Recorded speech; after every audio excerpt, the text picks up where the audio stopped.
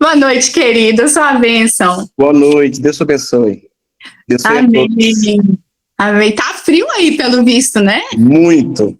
Tô vendo, tadinha. A gente aqui, graças a Deus. Eu não gosto de frio, né? Então, estamos bem aqui. Tá muito frio.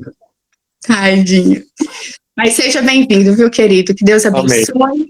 Amados, deixa eu ver que horas que são. 8h05. Então, já vamos iniciar, né? Aqueles que forem chegando vão se apoderando. Convido você agora, dentro desse momento, deixe o seu celular, a sua câmera, a câmera ligada e o refletor desligadinho para não dar interferência, né? Quando o padre for começar a ministrar.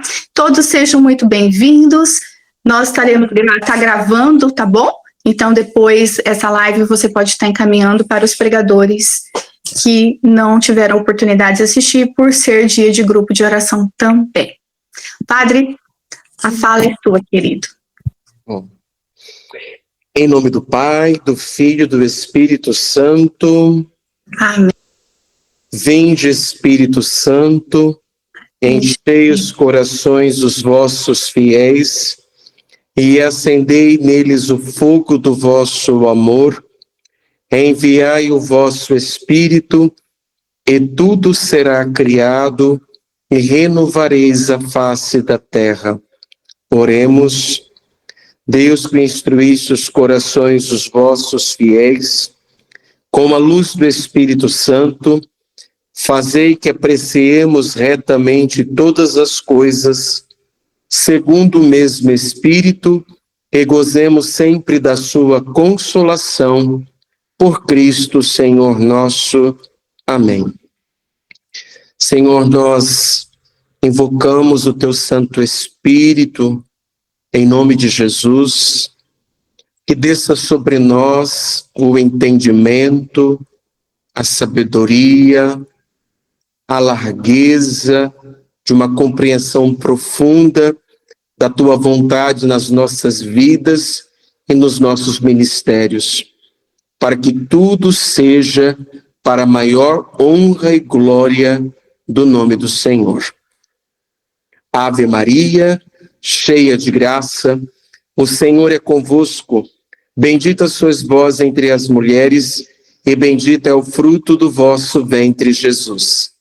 Santa Maria, Mãe de Deus, rogai por nós, pecadores, agora e na hora de nossa morte. Amém. Nossa Senhora de Pentecostes, rogai por nós que recorremos a vós.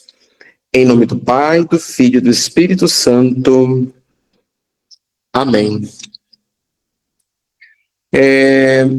Como nós vimos então no encontro passado, na formação passada, nós estamos então trabalhando a temática escutar e anunciar é a nossa missão.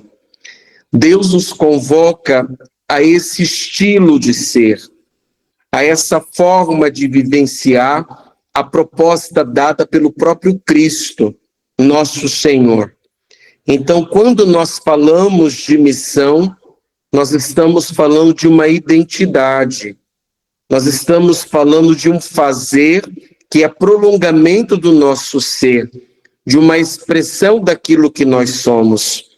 E é por isso, então, que no encontro passado, nós falávamos sobre a importância da escuta na evangelização, na pregação da palavra de Deus. Nós compreendíamos que toda a unção do pregador, toda a unção na evangelização, toda a unção que vem, toda a unção, ela se dá por meio da escuta. Toda a unção de Deus, ela vem da escuta. Nós falávamos também que quando nós escutamos a Deus, nós permitimos que o evangelho aconteça. Né? Pregar a palavra de Deus, anunciar a palavra de Deus, servir a palavra de Deus é deixar o evangelho acontecer. E isso se dá pela escuta. Pela escuta também nós estamos na videira. Sem ele nada nós podemos. Nós ouvíamos também, nós compreendimos da importância de sermos curados diante de alguns bloqueios que nos impede de estarmos em sintonia, em conexão com a vontade de Deus, com a voz de Deus, tudo aquilo que nos impede de ouvir. Então foi mais ou menos nessa linha que nós trabalhávamos no encontro passado. Hoje nós vamos falar sobre o anúncio. Escutar e anunciar. Quando nós falamos de evangelizar, pregar a palavra de Deus, anunciar a boa nova de Jesus Cristo, que alcança toda a realidade humana. Então, quando nós falamos de anúncio, né? Algumas pessoas nos falam assim, né? Mas o padre, ele tem que se ocupar com a sacristia dele. Ele não tem que se ocupar com as questões sociais. Ele não tem que se ocupar com as questões atuais da vida. Ele tem que se ocupar com o altar, com a sacristia, sendo que, na verdade, o evangelho deve alcançar todos os âmbitos da vida humana, né? A juventude, a família, a criança, a sexualidade humana, a afetividade, as relações, o serviço público. O evangelho também precisa alcançar a política, a economia. O evangelho deve alcançar todas as realidades do âmbito humano, porque ela sempre será uma boa nova para o ser humano. Não é como um jornal, né, que nós lemos alguma notícia e amanhã aquela notícia já se tornou antiga, passada, ultrapassada. Agora não. A boa nova de Jesus, ela sempre será nova. E evangelizar é o centro da missão da igreja. Repito, evangelizar é o centro da missão da igreja. Então, evangelizar não é opcional. A igreja, ela existe para evangelizar. E essa missão, ela foi nos dada diretamente pelo Filho de Deus, por nosso Senhor Jesus Cristo. Então, quando eu evangelizo, eu não estou prestando serviço à paróquia. Quando eu estou evangelizando, eu não estou fazendo um serviço para o pároco, para o meu coordenador de grupo de oração, para o Estado, né? Eu estou fazendo um serviço para o Papa Leão. Não, eu estou cumprindo aquilo que é a missão da igreja. E essa missão, ela foi nos dada pelo próprio Jesus. Ela vem diretamente do próprio Cristo, não é opcional. A igreja, ela existe para evangelizar. E o Papa Leão, né, ontem esteve reunido com os bispos da Itália, e ele reforça isso, que as nossas pregações, elas precisam voltar ao núcleo vital. Ela precisa voltar ao querigma. Ela precisa voltar ao núcleo vital da evangelização. Isso o Papa alertando os bispos. Que precisa se ocupar nas nossas pregações para se falar do senhorio de Jesus.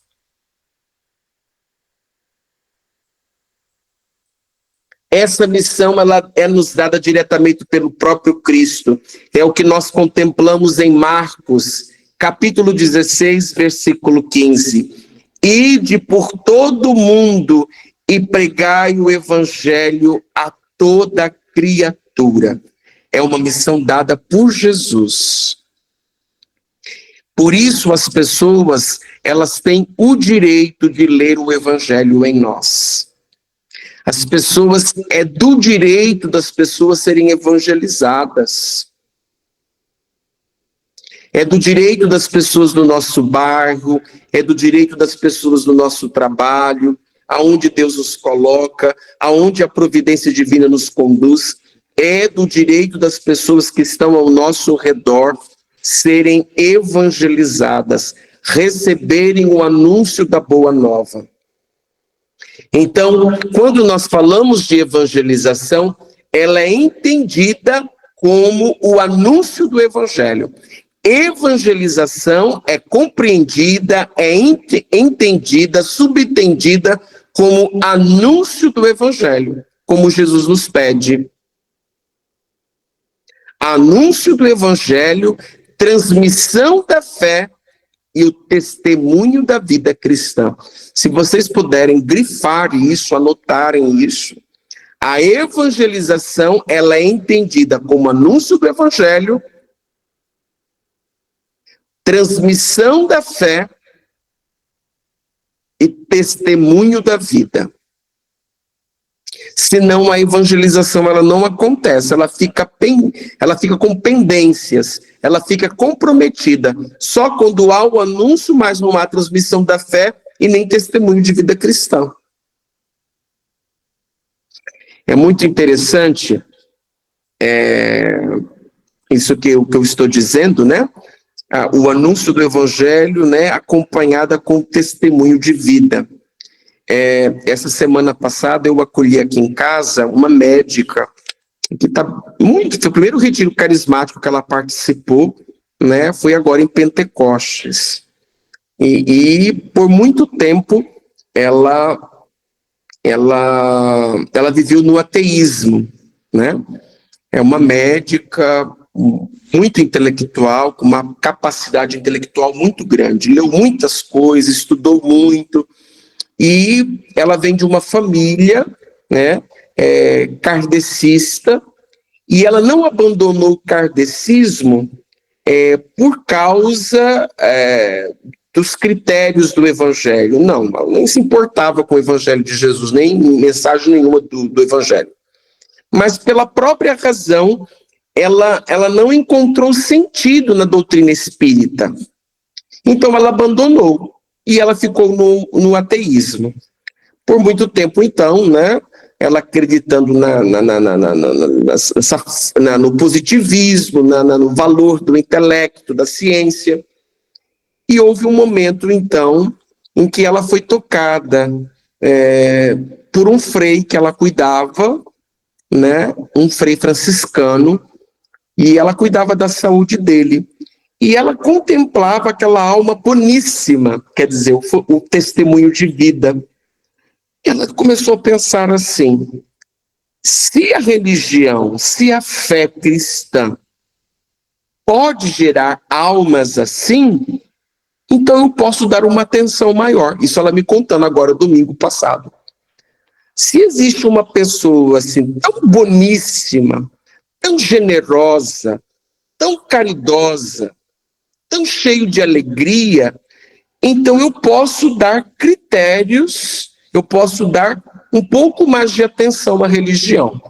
E aí, naquele período, ela acompanhou o testemunho, né, da eleição do Papa Francisco, ela foi muito tocada, e é onde ela chegou a mim, porque quando ela começa a começar a se aproximar da fé, ela começa a ter alguns episódios assim, que, ao meu ver, ela estava entrando numa possessão diabólica, né?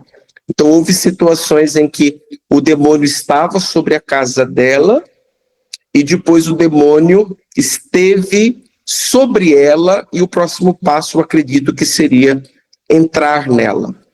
E a brecha era o racionalismo, né? E aí eu fui consultando outros padres, né? E a gente foi evangelizando, falando, anunciando Jesus. E eu disse para ela: querida, você precisa dobrar o seu intelecto ao senhorio de Jesus. E foi um grande processo de libertação, mas ela creu em Deus, primeiro passo, porque ela encontrou alguém que testemunhou a fé, que atraiu. Segundo, porque ela disse: agora eu sei que o demônio existe, né? Eu fiz eu fiz uma experiência de uma atuação dele na minha vida. Se o demônio existe, então Deus existe. E aí foi todo o processo onde ela fez a experiência do batismo no Espírito Santo. Para isso, para dizer o quê? Que o anúncio do evangelho é transmissão da fé e testemunho da vida cristã. Senão, a evangelização ela fica pendente. Ela fica comprometida. E o Catecismo da Igreja Católica, no parágrafo 849, vai nos dizer: a Igreja é, por sua própria natureza, missionária, pois tem sua origem na missão do Filho e na missão do Espírito Santo, segundo o desígnio de Deus Pai. Então, é da natureza, é da identidade da igreja ser missionária. Se ela deixa de evangelizar, se ela deixa de anunciar o evangelho, se ela deixa de ser missionária, ela se perde. Ela perde o sentido da sua existência. Nós falávamos então que a evangelização também é transmissão da fé. É o que nós contemplamos então em 1 Coríntios, capítulo 9, versículo 16. São Paulo vai dizer: anunciar o evangelho não é motivo de glória para mim. É uma obrigação que me foi imposta, que me foi ordenada. Ai de mim se não anunciar o evangelho. Ai de mim. Nós vemos aqui São Paulo que expressa a urgência e o dever interior de evangelizar. Quer dizer, é uma urgência interior. Então, eu não prego o evangelho porque eu assumi essa coordenação. Eu não prego o evangelho porque eu recebi uma ordem do meu coordenador. Eu não prego o evangelho porque... Não, é uma urgência interior de anunciar o evangelho, de falar do evangelho de Cristo. É uma urgência interior. Em Mateus 5, 14 e 16, a evangelização também ela é acompanhada com o testemunho da vida cristã. E é isso que Jesus vai falar em Mateus capítulo 5, de 14 a 16. Mateus capítulo 5, de 14 a 16. Vós sois a luz do mundo, assim brilhe a vossa luz diante dos homens, para que vejam as vossas boas obras e glorifiquem vosso Pai que está nos céus. O testemunho da vida cristã. O testemunho da vida cristã é parte essencial da evangelização.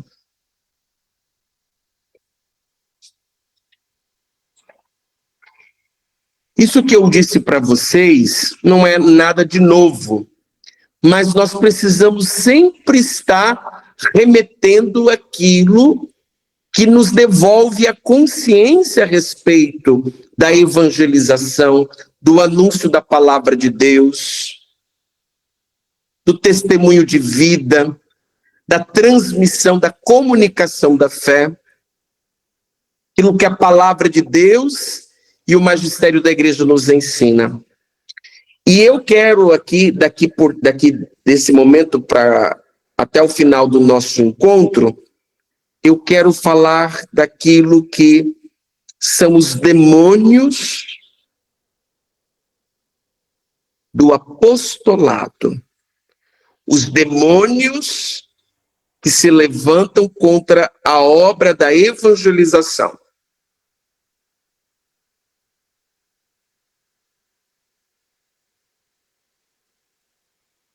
Os demônios que atacam a ação evangelizadora da igreja, da renovação carismática. Primeiro, o messianismo. É aquele pregador,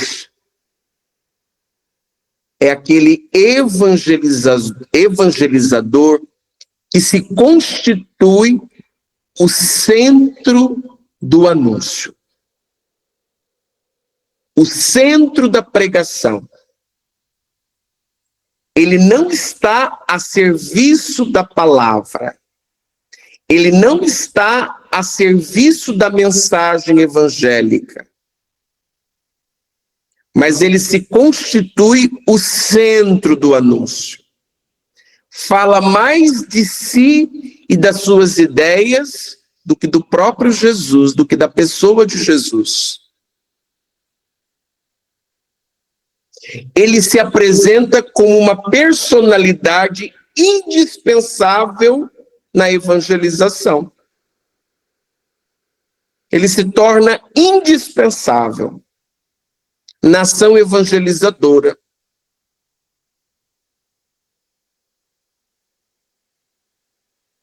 E aí nós percebemos que a forma dele discursar, a forma dele pregar, a forma dele apresentar o conteúdo, ele se constitui como centro, como alguém indispensável, uma pessoa assim soberana, enriquecida de dons e de graças. Se coloca como Senhor, como Messias. É um perigo.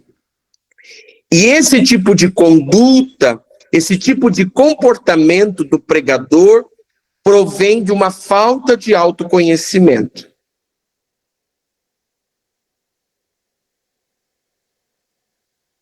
Não sei se vocês já leram o Diálogo de Santa Catarina de Sena.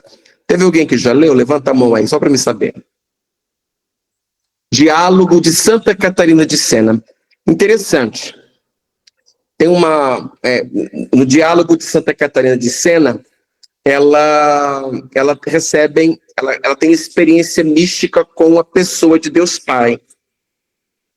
E Deus Pai diz a Catarina de Sena que a vida espiritual é como um tronco. Aliás, é como uma árvore. E o tronco dessa vida espiritual é a caridade. As raízes da árvore é a humildade que é nutrida pelo autoconhecimento. Então, nós só podemos crescer na vida espiritual se praticarmos o amor, a caridade, que é nutrida pela humildade. Aliás, que tem como raiz a humildade que é nutrida pelo autoconhecimento. Então, para vivenciarmos o amor, a profecia do Evangelho se tem a necessidade, então, de crescer no autoconhecimento. E aí, como o discípulo, o anunciador, o pregador, ele não cresce no autoconhecimento, ele não cresce na virtude da humildade, ele não amadurece, ele quer ser o centro das atenções.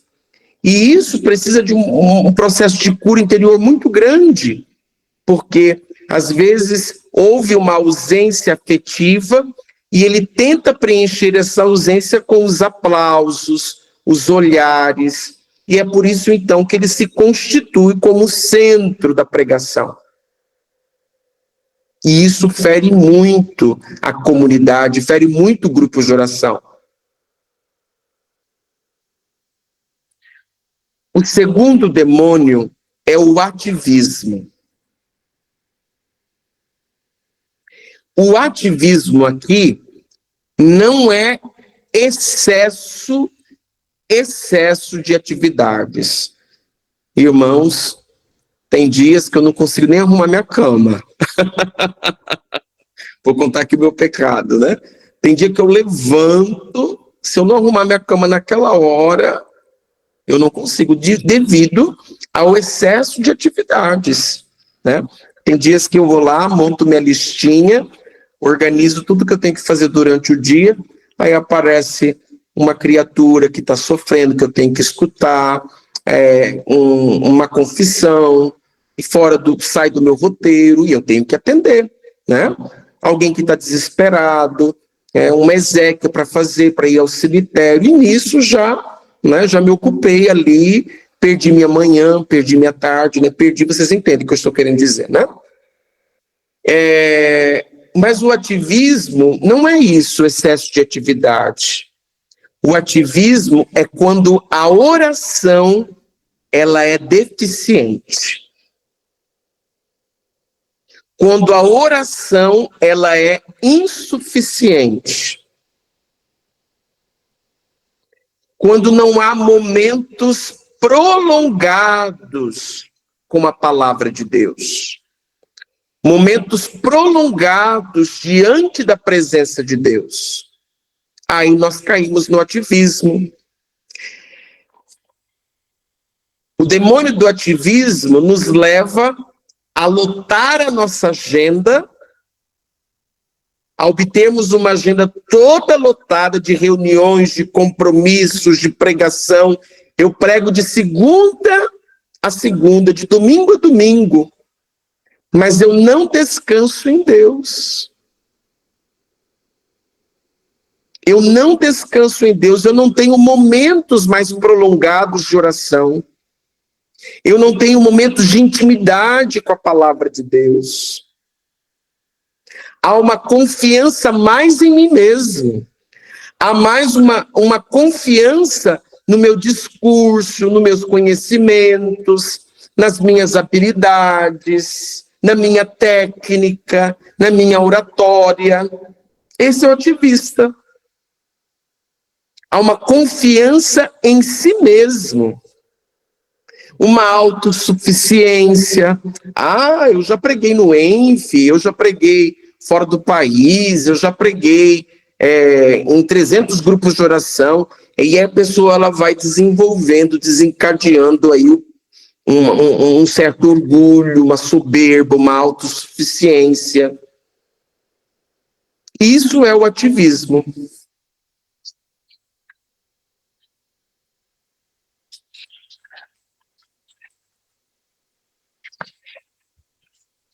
O terceiro demônio da ação evangelizadora é fazer da confiança em Deus uma farsa. Fazer da confiança em Deus uma farsa. Uma mentira.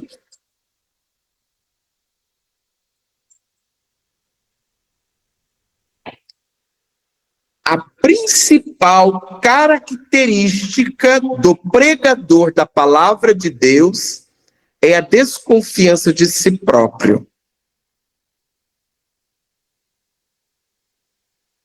Que deve ser acompanhada de uma confiança total, absoluta em Deus. Em Deus. Quando nós tiramos o nosso olhar de nós mesmos e voltamos o nosso olhar para Deus. Então, ficamos tão amedrontados, inseguros, desconfiados, só que nós ficamos com o nosso olhar em nós mesmos, centrados em nós mesmos. E quando nós começamos a olhar para Deus, o grande processo de maturidade espiritual e humana de Santa Teresinha foi isso. Né? Ela tinha o olhar voltada para ela mesma, centrada nela mesma. Mas naquela noite do Natal que ela descobre que o Papai Noel não existe, ela volta o seu olhar para Deus. Para Deus. Então, toda desconfiança em si próprio, ela deve ser acompanhada de uma total confiança em Deus. Então, queridos, nós que anunciamos a palavra de Deus, a confiança em nosso Senhor Jesus Cristo não deve ficar em segundo plano. Não deve ficar em segundo plano. ela não deve ficar somente em casos de necessidade. É essa confiança absoluta em Deus. Eu vou contar um testemunho aqui para vocês do nosso fundador, o servo de Deus, Padre Gilberto, fundador da Fraternidade Jesus Salvador, dos salvistas. E nos primeiros anos que ele fundou ali a obra, né? Vocês sabem disso, que ele fundou o ramo masculino e o ramo feminino. E as irmãs sofreram ali nos primeiros anos, nos 3 primeiros anos, porque as superioras, naquela época, desligaram-se do instituto, logo no início, né? E aí tinha 5 postulantes, né? O que postulante sabe de vida religiosa, né? Estava ali para aprender, para conhecer, para amadurecer a vocação. E aí, de repente, imagina aqui, hoje eu sou mestre de postulante, né? Tenho 9 postulantes, 9 seminaristas aqui na nossa casa. Eu fico imaginando, vou embora e deixo os meninos aqui, né? E foi isso que aconteceu. As 2 superioras, na época, foram embora e ficaram os 5 postulantes. E o Padre Gilberto, nosso fundador, chegou lá no convento, reuniu-se com elas, inclusive a de Dourados, a irmã Cleonice, não sei se vocês conhecem, Mato Grosso do Sul, foi a primeira madre do convento, né? Ela fazia parte desse grupo das postulantes. O Padre Gilberto foi muito claro, disse, olha, se vocês ficarem, nós teremos o convento. Se vocês forem embora, nós não teremos mais o convento. E aí Padre Gilberto deu 3 dias para elas. 3 dias. Para elas rezarem e escolherem entre elas quem seria a superior. Imagina. Queridas, queridos, Padre Gilberto foi ordenado antes do Concílio Vaticano II. Ele conheceu a renovação carismática na década de 70. Uma bagagem cultural enorme, mas a confiança não estava nele. A confiança não estava naquelas 5 moças que eram postulantes. A confiança estava em Deus, na promessa de Deus. E ali elas rezaram, escolheram então a irmã Cleonice, que é de Dourados, e o convento hoje existe. Vai fazer mais aí de 30 anos, né? Quantas vocações já acolheram? Mas porque a confiança não estava nelas, na pessoa humana, estava em Deus, porque havia uma promessa de Deus. Então, a nossa confiança em Deus, ela não pode ser uma farsa, ela não pode ficar em segundo plano, ela precisa ser um caso, não deve ser usada somente em casos de necessidade. Então, a desconfiança em mim mesmo me deve levar a ter um olhar para Deus, centrado em Deus, descentralizar de mim e voltar-se para Deus, como uma criança que corre aos braços do Pai.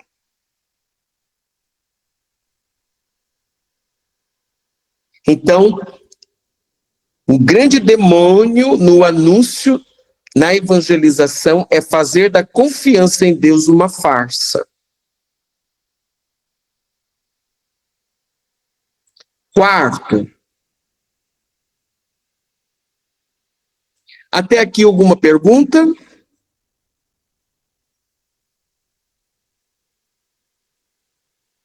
Eu tenho uma pergunta.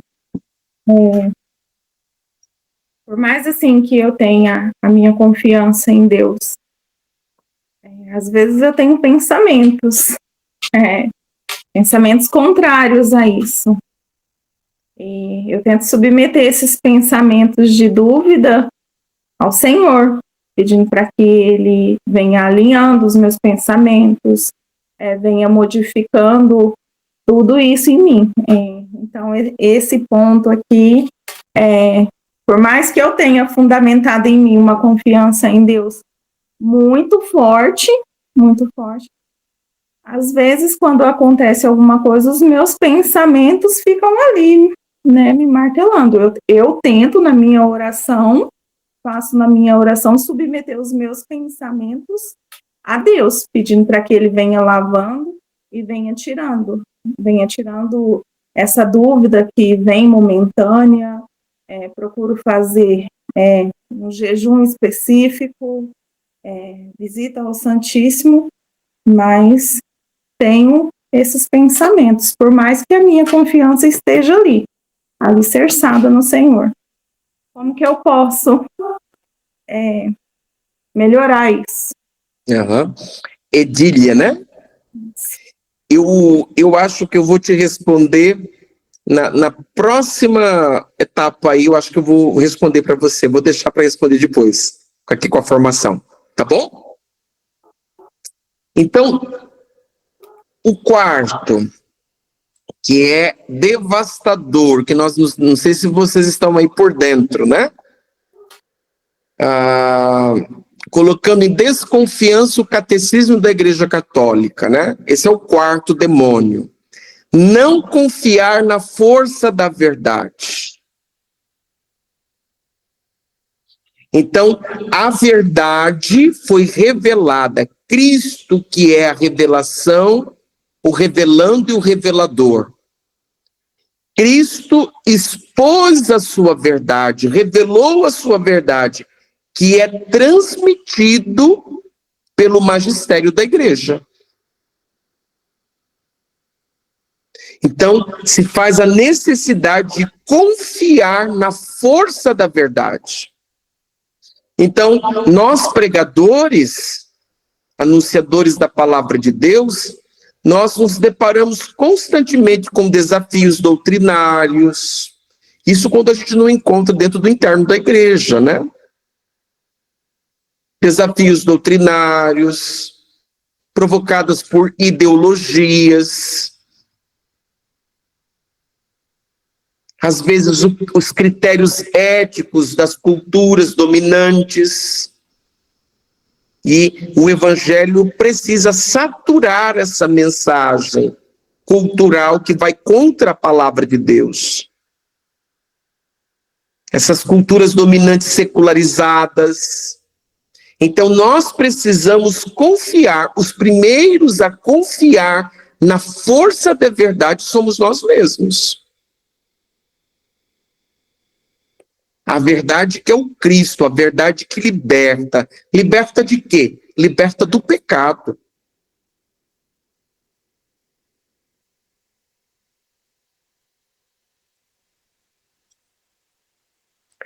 Quinto demônio que se levanta no anúncio do evangelho. Pregar problemas e não certezas. Pregar problemas e não certezas.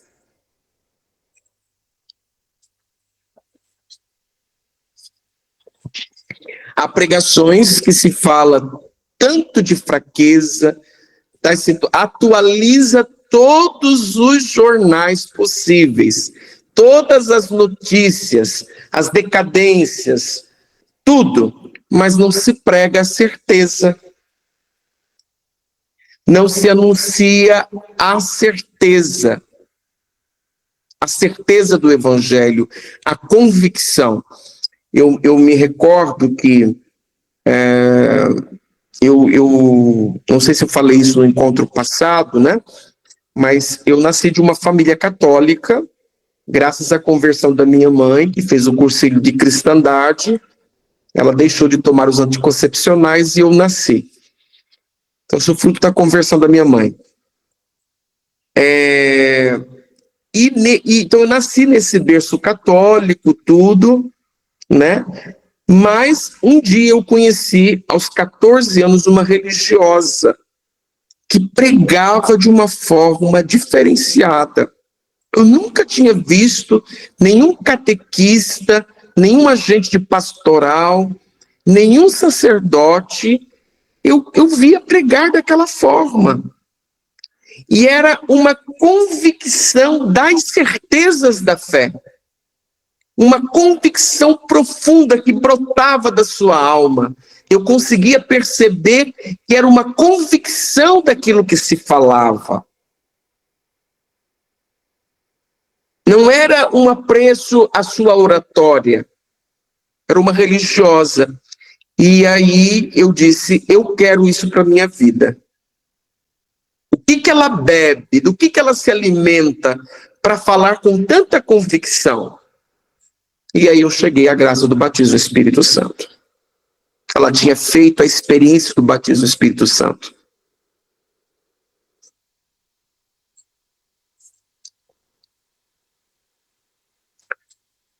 Sexto demônio que se levanta na obra do anúncio do Evangelho: reduzir a esperança.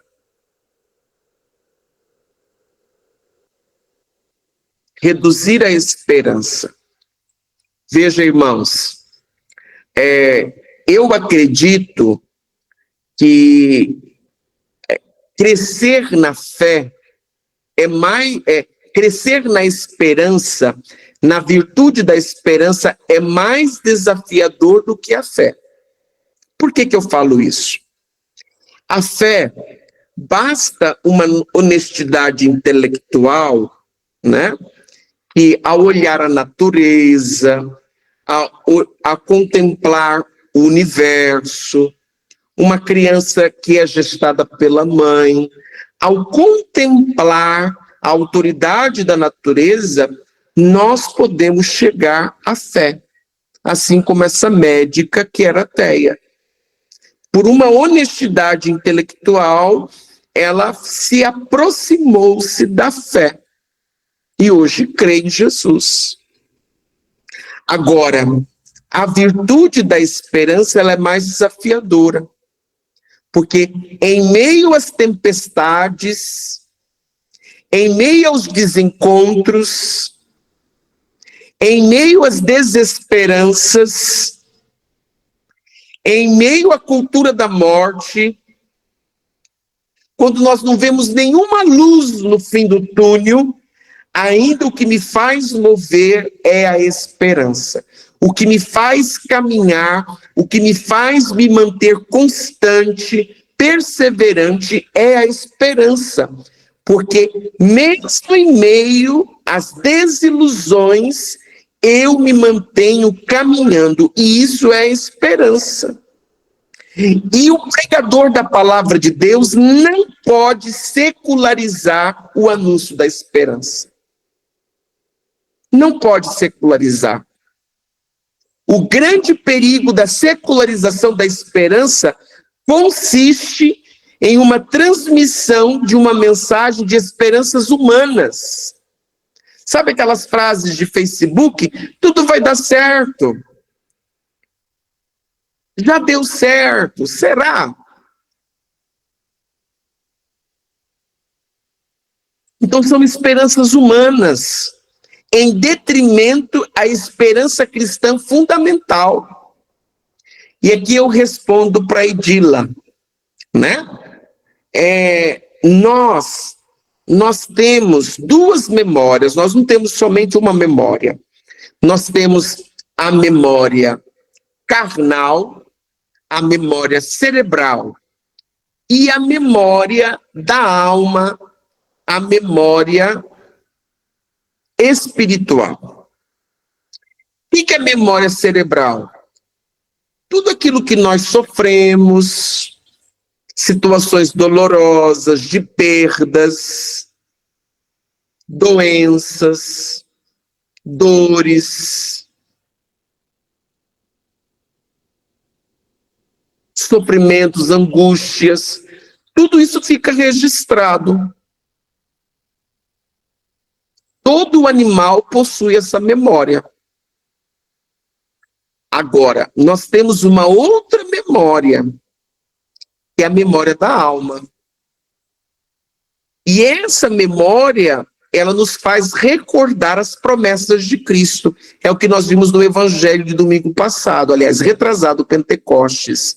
E a palavra de Deus dizia que ele vos recordará os ensinamentos de Cristo. Então, é essa memória das promessas de Cristo, da ressurreição da carne, a vida eterna após a morte, o amor de Deus que é mais forte do que a morte, que é um amor incondicional, A graça de Deus que é capaz de transformar a vida humana, nos levar à santidade. Então é essa memória. Então o que acontece? Se eu dou uma injeção, uma bezetacil num animal, ele vai sentir dor e se for dar mais uma vez, ele não vai entender que aquilo ali pode lhe causar um bem. Nós podemos. Mas muitas vezes nós ficamos somente, né, com a memória cerebral. E nós precisamos ativar a memória espiritual, as promessas de Cristo, o amor de Deus, e eu vou me lançando. Então, com certeza, querida, não se sinta desanimada. São as memórias cerebrais que nós temos. Diante dos sofrimentos que você teve, das marcas. E aí, nessa hora, pela oração, nós precisamos ativar a memória espiritual, a memória da alma. E isso faz com que nós nos lancemos. A palavra de Deus em Lamentações vai dizer: quando faço memória, eu me lanço para o futuro, eu me lanço numa esperança nova. É essa memória da alma. Sétimo demônio, que se levanta na obra evangelizadora. Perder o sentido das pessoas. Isso é um perigo dentro da renovação carismática. Perder o sentido das pessoas. O que isso significa? É aquela despersonalização da evangelização. Nós dedicamos tanto aos meios que esquecemos as pessoas. Então, nos ocupamos tanto com a evangelização em massa, cenáculos, retiros, e queremos grandes quantidades, e ficamos tão ocupados com os meios que esquecemos as pessoas. E não estou dizendo aqui que não deva acontecer esses encontros. O que eu estou dizendo é a valorização demasiada aos meios, se esquecendo da pessoa. E aí eu quero ter a rádio, eu quero ter as redes sociais, eu me ocupo tanto com os meios, com os aperfeiçoamentos dos meios, que eu esqueço da pessoa. Esquecemos de fazer aquela evangelização, porta a porta. Esquecemos de falar, de anunciar Jesus Cristo, quando estamos viajando, né? Esses dias mesmo assim, meu Deus, será que eu estou evangelizando a minha funcionária aqui do seminário? Né? Será que eu estou falando de Jesus? Saio tanto, vou pregar para fora, mas os que estão ao meu redor, o meu bairro, a pessoa que viaja comigo do lado, será que eu estou anunciando? A pessoa, ela vem, traz uma situação difícil, será que eu estou pregando querigma? Estou anunciando? Então, eu vou perdendo o sentido de pessoas. É uma despersonalização da evangelização. Eu fico com as estruturas, eu fico com os meios, eu fico com os canais, com as redes sociais, e esqueço da pessoa humana. Isso é muito tentador para nós carismáticos. Olhamos as pessoas em massa.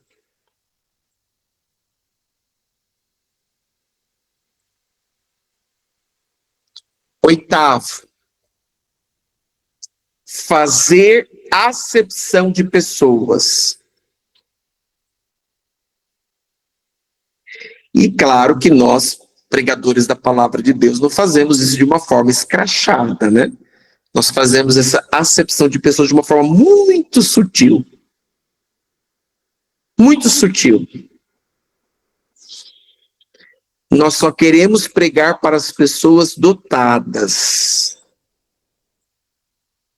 Os mais opacos, os menos atraentes, os menos inteligentes, aquele público que não é tão gratificante, aquele grupo de oração que não é tão gratificante.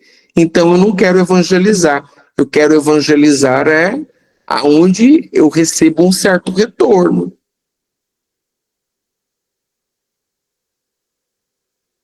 Então, nós vamos fazendo acepção de pessoas.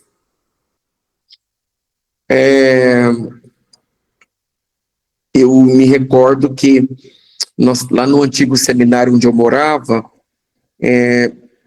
tinha uma pessoa, né? Hoje ela deve ter uns 35 anos, 40 anos, e ela tem um grau assim, bem significativo de retardamento mental, né? Então, e ela veio pedir para mim direção espiritual, né? E na hora eu fui tentado, assim, dar uma justificativa, né? Porque não dá ali para atendê-la como as outras pessoas, né? Um certo retardo ela tem. E na hora, o Espírito Santo falou meu coração, e ela também não é sua ovelha. Ela não faz parte do seu pastoreio que eu lhe entreguei. Então, mesmo diante das dificuldades dela, o tempo que eu fiquei lá, eu me ocupava de escutá-la, para falar as aflições dela, né?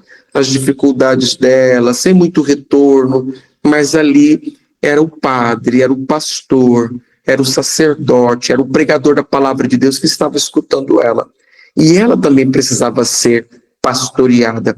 Então nós fazemos acepção de pessoas de uma forma muito sutil, e isso é um perigo. O evangelho é para todos. Nono, o sectarismo. Sectarismo é quando o pregador, mesmo no ministério, exercendo o ministério no grupo de oração, ele se isola no seu campo de trabalho. Ele se isola. Ele se isola nas suas ideias, ele se isola no seu grupo. Não há uma integração com os outros ministérios, não há uma integração com a coordenação, não há uma integração com o movimento, não há uma integração com a igreja. Ele fica isolado nas suas ideias e no seu grupo à parte. É um serviço a si mesmo. Isso é um verdadeiro câncer dentro do movimento. Um câncer. Não consegue dialogar, não consegue se abrir, não consegue trazer para a luz, porque está muito fechado nas suas ideias. Um sectarismo mesmo. E o último demônio que se levanta contra o anúncio do evangelho é o carreirismo. O carreirismo faz com que nós percamos o valor do ministério, que é se colocar a serviço da palavra de Deus, para salvar almas, para que as pessoas sejam tocadas pelo poder transformador da palavra de Deus. Quanta cura interior pode acontecer somente pelo anúncio da palavra? Quantas pessoas podem ser libertas espiritualmente só com o anúncio da palavra? Quantas pessoas são ressuscitadas interiormente com o anúncio poderoso da palavra de Deus, não são da palavra de Deus? Mas quando eu estou muito ocupado em receber cargos, funções, carreirismo, aplausos humanos, mundanos, a profecia, ela vai perdendo a sua força. Entra a idolatria, a mentalidade do mundo.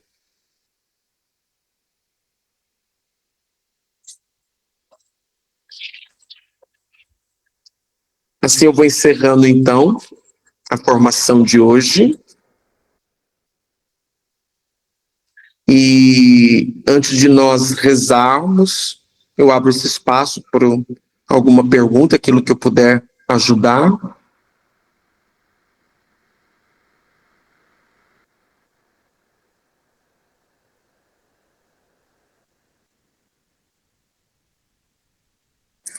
Padre, dentro desses 10 tópicos, né, que o senhor colocou sobre pontos, né, que precisamos nos avaliar pessoalmente como pregadores, se estamos dentro ou fora, como perguntando assim, como aquele que está como coordenadora mesmo, aquela que está à frente de formar, de direcionar outros irmãos, né?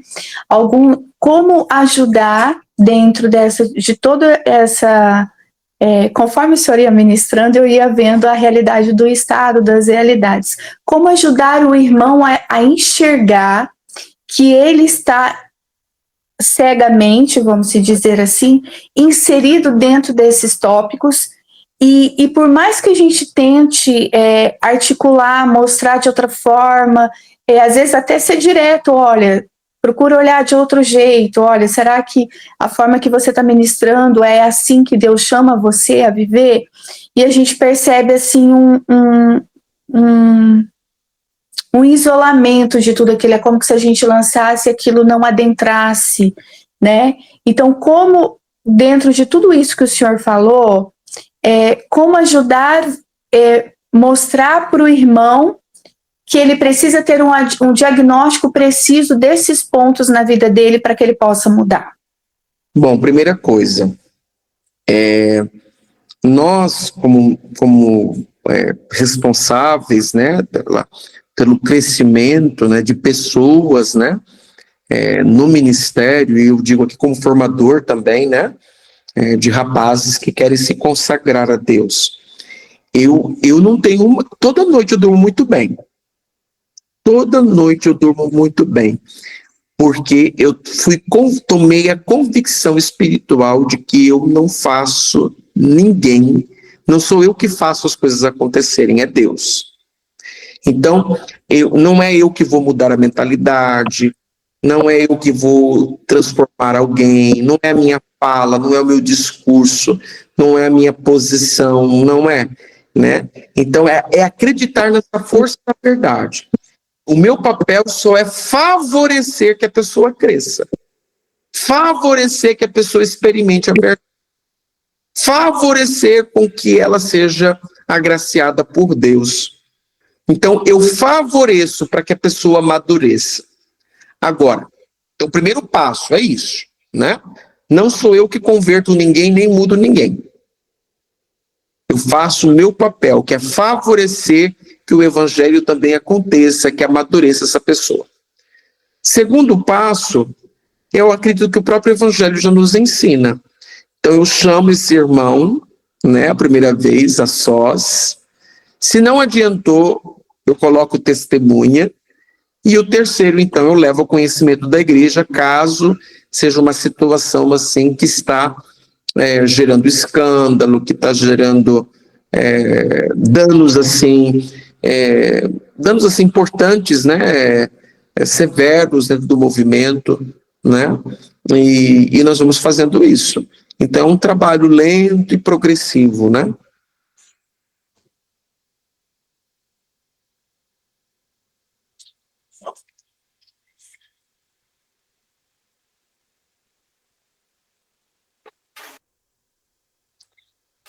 Podemos, então, concluir com a oração?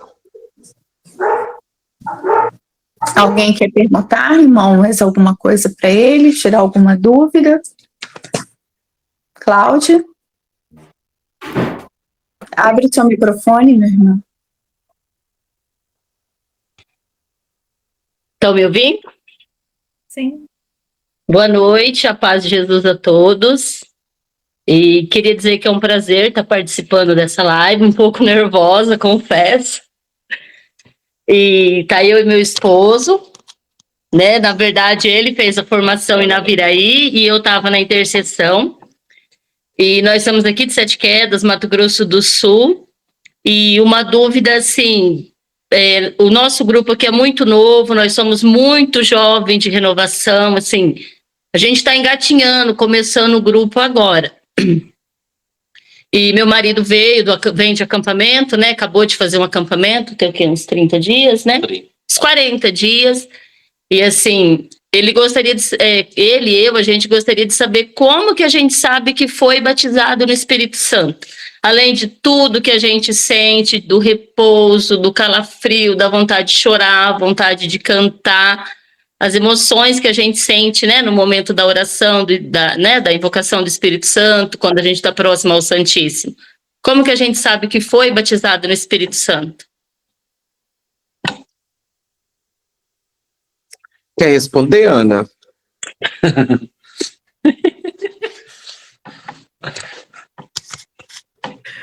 Uma excelente pergunta. Bom, senhor, pode responder o senhor. Bom, primeiro, vou partir aqui do testemunho do servo de Deus, Padre Gilberto, né? Então, ele tinha uma atuação na igreja, um sacerdote já idoso, ele já tinha ali quase beirando os 70 anos, quando ele foi batizado no Espírito Santo, né? E ele foi, quem já leu a biografia dele vai se deparar com esse relato, né? E ele foi num grupo de oração, havia algumas senhoras, e aí no final do grupo de oração, ele chegou para uma religiosa que estava lá, uma freira idosa, e uma senhora do grupo de oração falou assim: olha, eu quero rezar dessa forma, né? E aí levaram ele até a sacristia, imporam as mãos sobre ele, e orava, e orava, e orava. E aí no meio da oração, perguntou, né? O senhor está sentindo algo? Ele disse, nada. E aí continuava rezando, rezando, rezando. Está sentindo algo? Nada. Ele foi muito sincero, né? Continuou a oração e ele disse, não estou sentindo nada. Vamos nos abrindo ao dom de línguas. Ele falou, eu posso imitar vocês, né? Enfim, e a oração foi essa. No outro dia, né, como ele era um sacerdote muito doente, o médico pediu para ele fazer caminhada todos os dias, ele percebeu que uma alegria começou a inundar o coração dele, e do coração dele começou a brotar uma oração de louvor, né? Os frutos, vão dizer, essa pessoa ela recebeu a graça do batismo do Espírito Santo, né? É claro que no momento da oração nós podemos chorar, algumas pessoas começam até mesmo dar gargalhadas, né? Um regozijo interior muito grande. Algumas pessoas repousam no Espírito, outras pessoas começam a orar em línguas, né? Mas isso são manifestações, são reações emocionais provocadas por uma graça ali, uma experiência muito forte. Mas é os frutos que vai dizer, né? E aí a gente tem na apostila da renovação, que depois a senhora pode se ocupar um pouco de estudar, e lá tem quais são os frutos dessa experiência, né? O amor à palavra de Deus, a busca pela santidade, o amor à Eucaristia, a Nossa Senhora. E é dessa forma.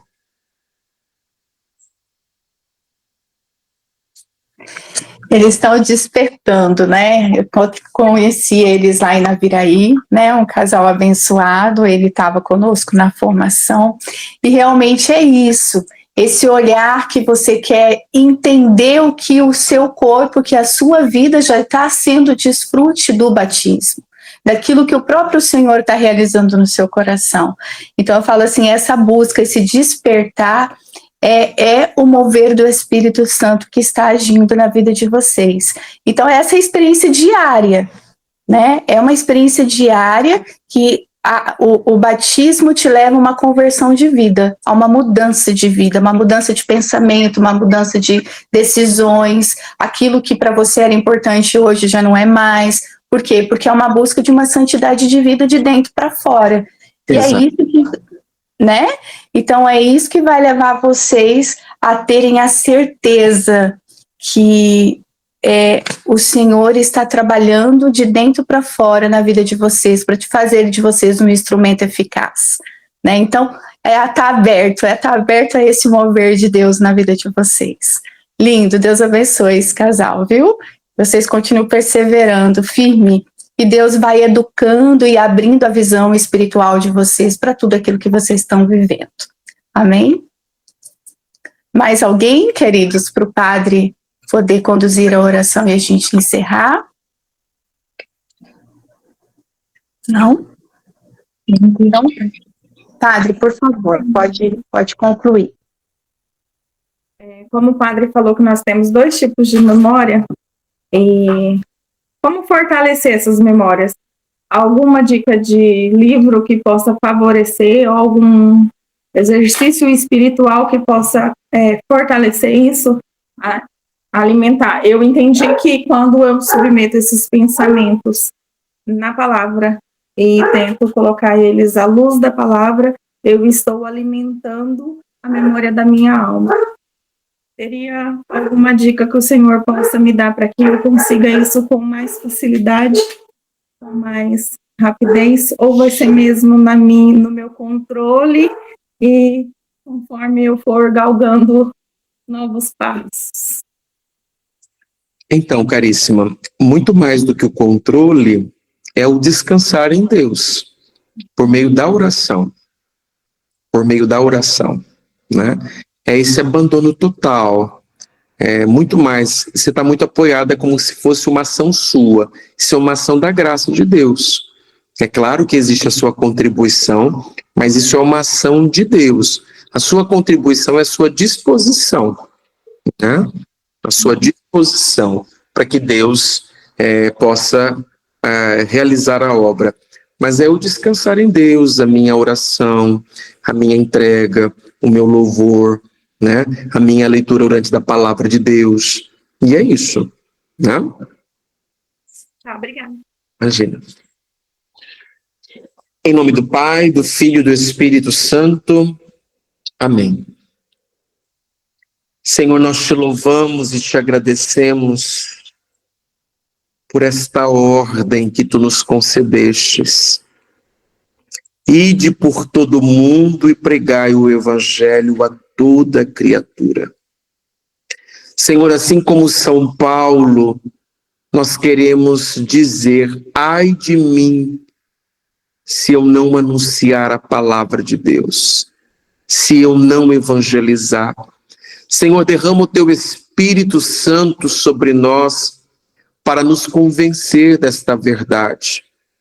Conceda-nos uma santa inquietude interior para vivenciarmos a nossa missão, para vivenciarmos o nosso batismo, para vivenciarmos aquilo que tu nos pede, para que sejamos canais da tua mensagem de salvação. Por isso, Senhor, nós te pedimos, batiza-nos mais uma vez no teu Santo Espírito, encha-nos do teu Santo Espírito, inunda todo o nosso ser, a nossa mente, o nosso intelecto. Queremos entregar a nossa vontade, que muitas vezes é enfraquecida por vícios, por pecados. Senhor, muitas vezes a nossa vida ela é atormentada por pensamentos, ataques, tentações. Tudo isso, Senhor, em teu nome, nós te pedimos pela ação poderosa do teu Santo Espírito, liberta-nos. Liberta-nos, purifica-nos. Venha de uma forma poderosa e extraordinária nas nossas vidas, realizando o novo em nós. Nós te pedimos agora, Senhor, nós queremos tomar a mesma conduta de São João Batista, que eu diminua e que o Senhor cresça. Nós te pedimos isso, Senhor, esta graça.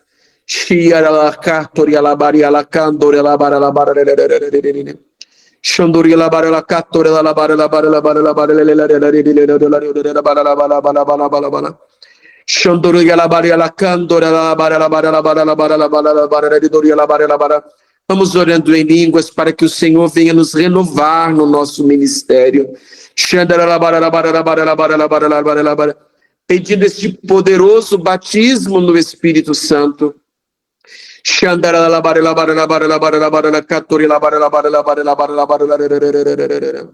O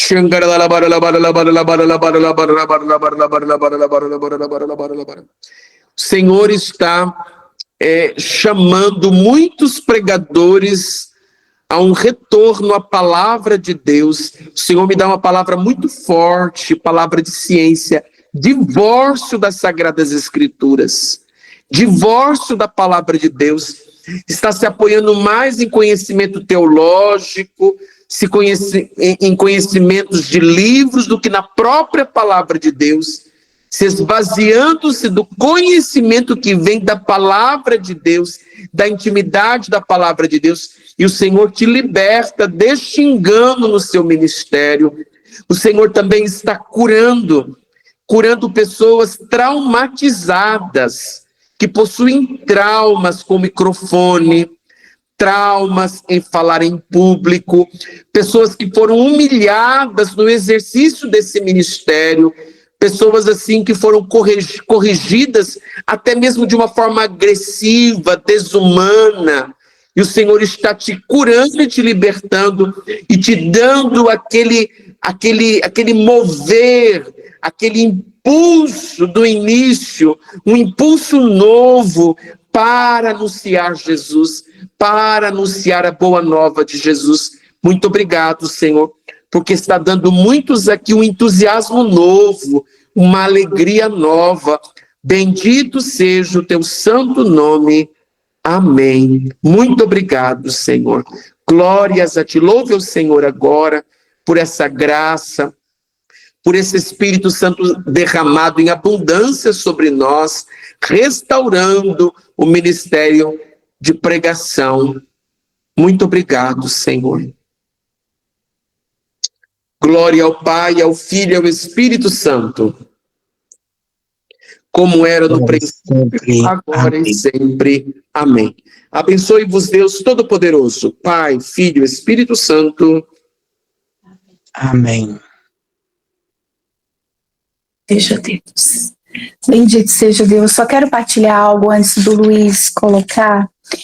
Foi bem profundo tudo aquilo que o Padre Mariano veio direcionando, e assim, não é para inquietar o nosso coração, né? É para que a gente tenha a gente precisa entender, queridos, que é preciso nos avaliar interiormente quem nós somos e aquilo que nós queremos transmitir, aquilo que nós queremos transbordar.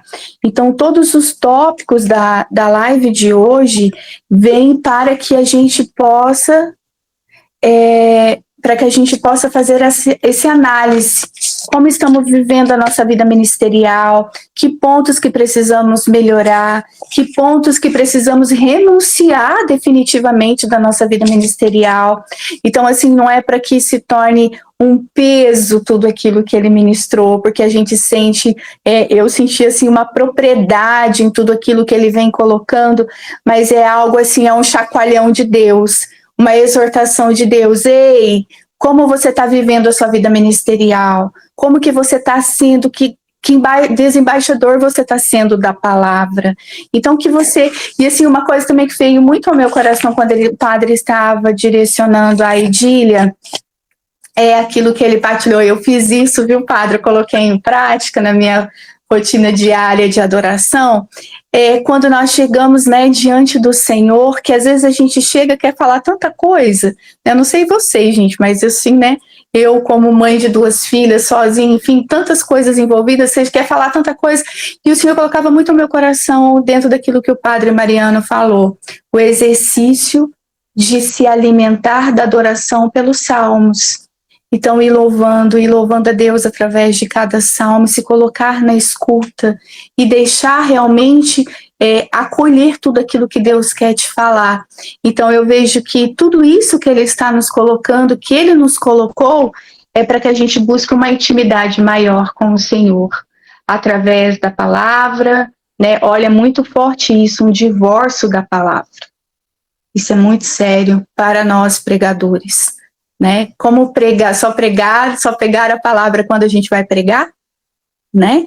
Então isso é algo assim, é uma exortação para que a gente possa se avaliar, e só exorta quem ama.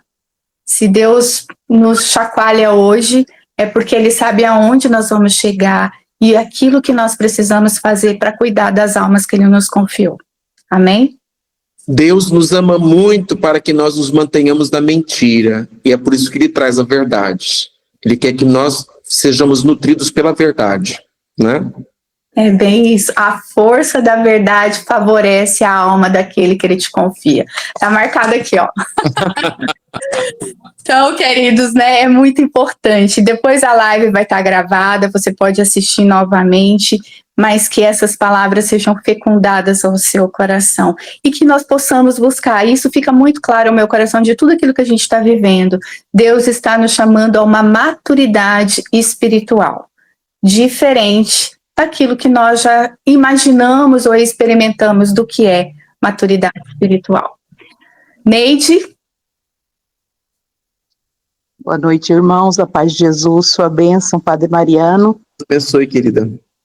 Eu quero confirmar uma grande libertação do Senhor para nós, pregadores do Mato Grosso do Sul. A cada demônio que o Padre ia colocando, ia citando, a visualização que o Senhor me dava era de um microfone todo enlameado. E quando o Padre pediu o batismo no Espírito Santo novamente sobre nós, este microfone foi reluzindo, ficando brilhoso. Uma grande libertação para nós, Padre, através da exortação dos demônios que entram sorrateiramente na nossa vida, no nosso cotidiano, e que nem nos damos conta que estamos sendo alimentados por Satanás. Irmãos, coloque ao teu coração toda esta exortação, foi uma grande libertação para nós, pregadores do estado do Mato Grosso do Sul. Gratidão, Padre, pelo teu sim, só posso louvar a Deus por estes ensinamentos, porque foi uma grande libertação para nós. Amém? Amém.